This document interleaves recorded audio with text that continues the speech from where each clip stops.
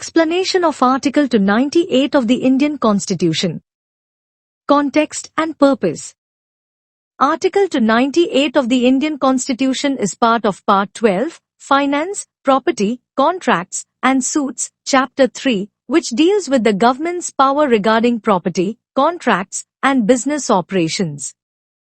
It grants both the union and state governments the authority to engage in trade, business, property transactions, and contract making. Key provisions of Article 298. General power. The union and state governments have the authority to carry on trade or business, acquire, hold, and dispose of property, make contracts for any purpose, not just governmental functions. This means that the government can participate in economic and commercial activities, such as running industries, businesses, or acquiring property for development. Limitations through legislation, proviso. The article includes two limitations based on the legislative powers of Parliament and state legislatures. Clause, a union's executive power. If the union carries on trade or business in a subject where Parliament cannot make laws, then the power is subject to state legislation. Example, if the central government runs a business in a field reserved for state legislation, then the state legislature can regulate it. Clause B states executive power.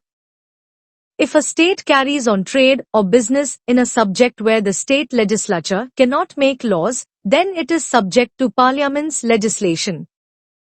Example, if a state government engages in an industry that falls under union list subjects, Parliament can regulate it. Implications of Article 298. Government businesses, both the central and state governments can engage in commercial and economic activities, such as setting up public sector undertakings, PSUs. Legal boundaries. Each government's executive power in business and contracts is limited by the legislative competency of Parliament and state legislatures. Control over public enterprises. If a state government runs a business outside its legislative domain, Parliament can regulate it, and vice versa. Conclusion. Article 298 provides the legal framework for the government's involvement in trade and business, ensuring coordination between executive power and legislative authority. It allows the government to take part in economic activities while maintaining constitutional limits through legislative control. The Constitution of India. Part 12. Finance, Property, Contracts and Suits. Chapter 3, Property, Contracts, Rights, Liabilities. Obligations and Suits. Article 298. Power to carry on trade, etc.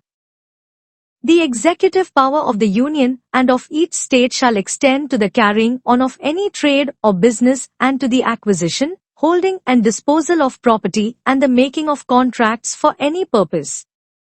Provided that a. The said executive power of the Union shall, in so far as such trade or business or such purpose is not one with respect to which Parliament may make laws, be subject in each state to legislation by the state, and b. The said executive power of each state shall, in so far as such trade or business or such purpose is not one with respect to which the state legislature may make laws, be subject to legislation by Parliament.